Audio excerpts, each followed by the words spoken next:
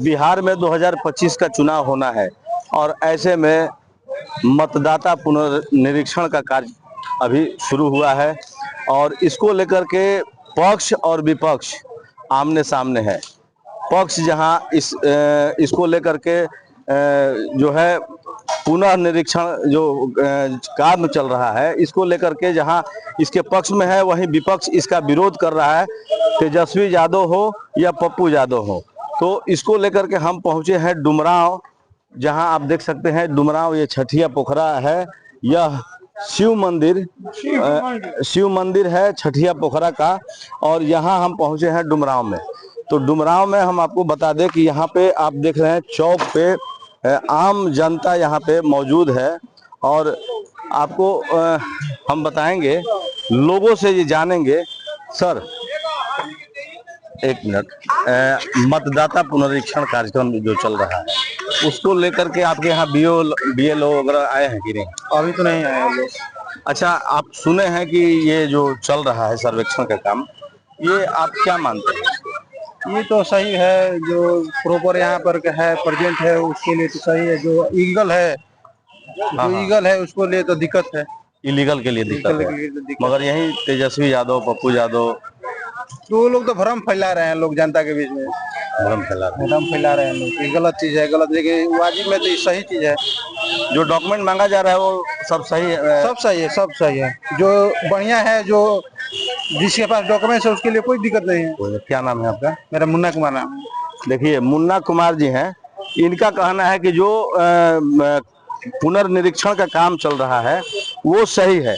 वहीं देखिए ये चौक पर यहाँ बहुत लोग हैं और हम आपको बता दें कि जो अलग अलग लोगों का अलग अलग राय जो है, तो हम कुछ लोगों से जानेंगे कि क्या यहाँ पे असर मतदाता पुनरीक्षण जो काम चल रहा है इसको लेकर के आपका नजरिया क्या है? देखिए, हम तो कहेंगे कि बहुत जो हो रहा है जो सही हो रहा है। जो जाली वोटर हैं उनका नाम वोटर लिस्ट से कटना चाहिए, जिससे हमारे यहाँ जो वोटिंग हो वो स्वच्छ हो। आखिर पक्ष और विपक्ष हंगामा क्यों कर रहा है? देखिए, विपक्ष इसलिए हंगामा कर रहा है कि उनके कुछ ऐसे वोटर हैं जिनका नाम यहाँ से अगर इस सर्वेक्षण किया जाए तो उनका नाम यहाँ के बिहार के वोटर लिस्ट से कट जाएगा और जो बिहार का वोटर लिस्ट से कट जाएगा तो उनको वोट नहीं मिलेगा और वोट नहीं मिलेगा, उसी वोट पर उनकी जीत होती है। इसलिए उसके ये उनका विरोध कर रहे हैं। उसमें 15 ऑप्शन दिया गया है, 15 ऑप्शन दिया गया है जी। तो बीएलओ आते हैं कि नहीं आप लोगों के? हमारे यहाँ आए हुए हैं, हमारे यहाँ फार्म दिए हैं, उसमें हमको भरना है, भर करके फिर बीएलओ को लौटा देना है। हालांकि गवर्नमेंट करीब 3 लाख से ऊपर बीएलओ को नियुक्त की है और घर घर में जाकर के सर्वेक्षण करना है उनको। एक घर भी छूटना नहीं चाहिए। अगर एक घर भी छूट जाएगा तो उन पर कार्रवाई होगी, ऐसा सरकार का आदेश। आपको इसको सही मानते हैं? इसको हम सही मानते हैं। क्या परिचय आपका?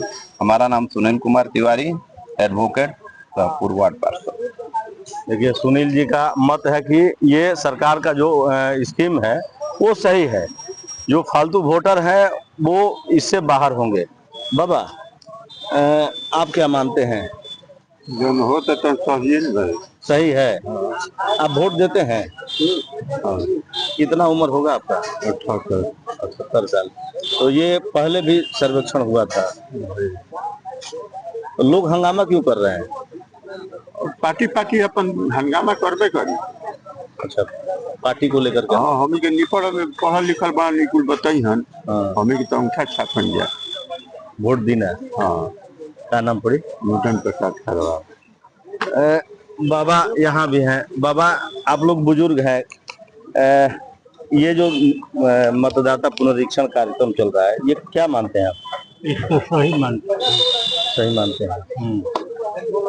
हम लोग के कागज पत्र कुल चीज है, बाप दादा के जगह जमीन है, ऐसी है। हम लोग के तो सही मानना ही है और कुछ ले पूर्ण नहीं हो गया तो कागज पत्र ले पूर्ण हो गया ना। तो लोग डरता कहे हैं?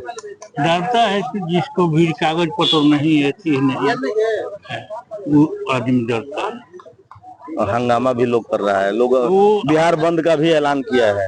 कह रहे हैं तो बाहर लोग आए हैं, बस गए हैं बांग्लादेश के कुल आदमी, वही कुल आदमी मिल के बाहर के आदमी जानते बनी तो आवेलन तो तनी खर्च बर्च करलन तो मुखिया किस्म के गिना जाता। जी जी। उनका पीछा 10 आदमी रहत, वही के आदमी के मिलाई के अपन हंगामा कर रहा। वही लोग हंगामा, हाँ, अपना राजनीतिक रोटी सेक रहे हैं। हाँ। क्या नाम है बाबा? मेरा सुखराम खरवान नाम। क्या मानते हैं बाबा आप? हम जो भी हमारे वकील साहब बोले वो बात सही बोले। हम लोग तो उतना पढ़ा लिखा व्यक्ति नहीं है कि बोल सकते हैं। अनुभव है? हाँ, अनुभव है। अनुभव तो वही ना है कि हम लोग वोट देते हैं, अपना जिसको मन होता है उसको देते हैं, और ना हम लोग किसी से डरते हैं और ना लोग किसी को हमको डराता है। हम झूठ काहे को बोले। ये जो पुनर्निरीक्षण कार्यक्रम जो शुरू है सरकार का, ये सही है? हाँ, सही है ना। है जब हो जाएगा सबको मिल जाएगा कि इसके पास क्या है, उसके पास क्या है, उसके पास क्या है, तभी तो पता चलेगा कि हाँ यहाँ का नागरिक है। नहीं तो हम लोगों के पास क्या है? एक आधार कार्ड है, एक पैन कार्ड है, एक बैंक खाता है, बस। बाकी और क्या है? क्या नाम है बाबा? मुंशी प्रसाद खरवार। देखिए, मुंशी प्रसाद खरवार ये अनुभवी पुराने बुजुर्ग हैं। हमारे यहाँ अभी वार्ड पार्षद प्रतिनिधि वर्तमान में अभी हैं।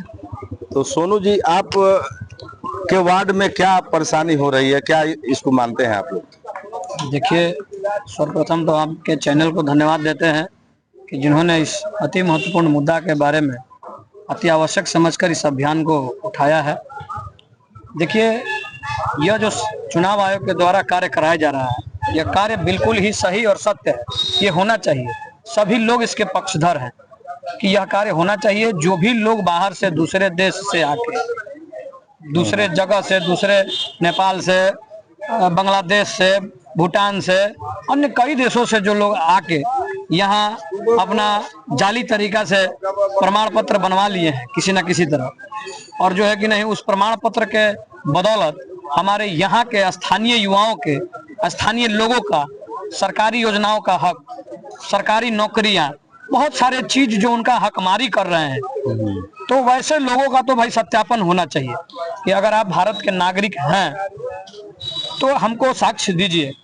अगर भारत के नागरिक आप पूर्व से रहे हैं, कोई ऐसा साक्ष्य दीजिए जिससे हम आपको मान सके कि भाई आप भारत के नागरिक हैं।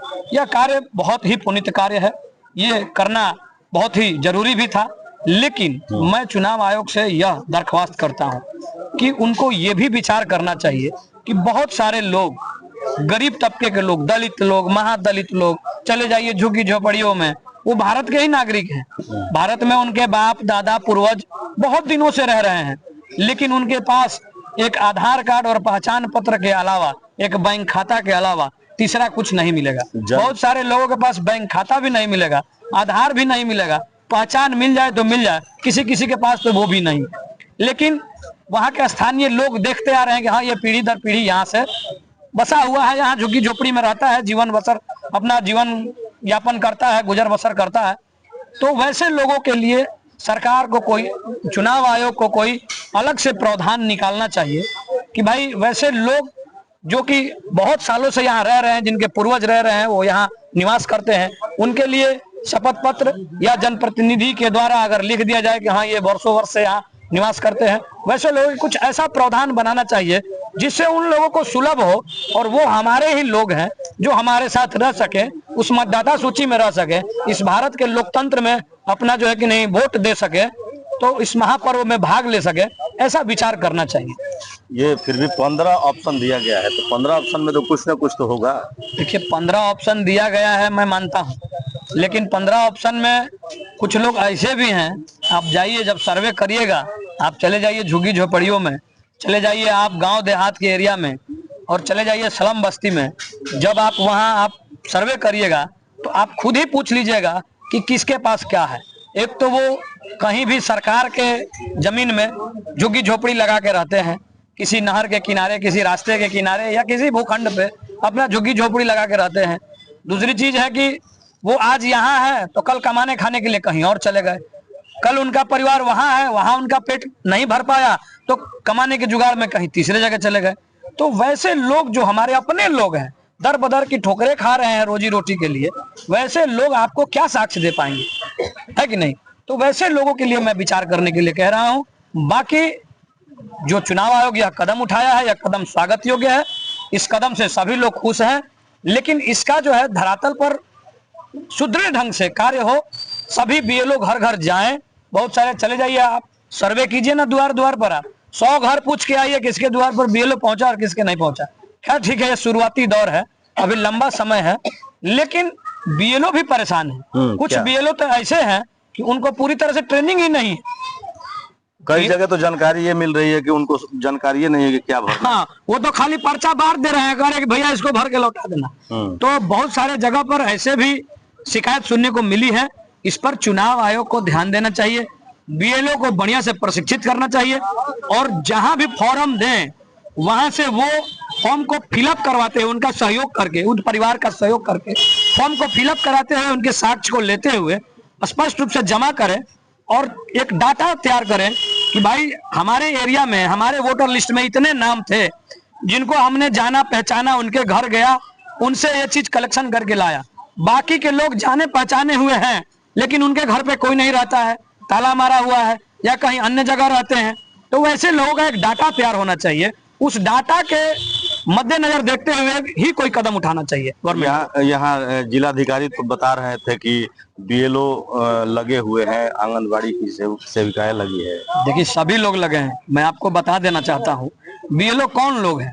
बीएलओ या तो कोई नगर परिषद का कर्मी है, या तो कोई शिक्षक है, या तो कोई आंगनबाड़ी सेविका सहायिका है, इन्हीं लोगों को बीएलओ बनाया गया है। तो आप बताइए, नगर परिषद के कर्मी को अपना हाजिरी भी नगर परिषद में बनाना है, शिक्षिका को जाके अपने स्कूल में, शिक्षकों को जाके अपना हाजिरी भी बनाना है, बच्चों का भी पठन पाठन कार्य बंद नहीं करना है, और जो है कि आंगनबाड़ी केंद्र भी खुले हुए हैं, तो सेविका सहायिका को बच्चा भी पढ़ाना है। और यह इतना कठिन कार्य, इस कार्य को आप मामूली कार्य मत समझिए, इतना कठिन कार्य भी निभाना है। तो आप बताइए कि हमें तो नहीं लग पाता है कि दोनों कार्य वो एक साथ ही संभव कर पाएंगे। जो टारगेट दिया गया है संभव है कि हो जाएगा पूरा? मुझे नहीं लगता है। अगर सरकार करती भी है तो वो टारगेट आधा अधूरा रह जाएगा, जाति जनगणना की तरह पूरा नहीं हो पाएगा। परिचय आपका? मेरा परिचय सोनू कुमार हुआ, पूरे वार्ड पार्षद हूँ, वर्तमान में वार्ड पार्षद प्रतिनिधि हूँ और अनुमंडल अस्पताल रोगी कल्याण समिति का सदस्य भी हूँ। तो आपने सुना लोगों की जो प्रतिक्रियाएं हैं। करीब करीब लोग ये मानते हैं कि जो सरकार की जो स्कीम है वो सही है, हालांकि विपक्ष जो है अपनी राजनीतिक रोटी सेक रहा है। तो बक्सर से पंजाब केसरी के लिए संजय उपाध्याय।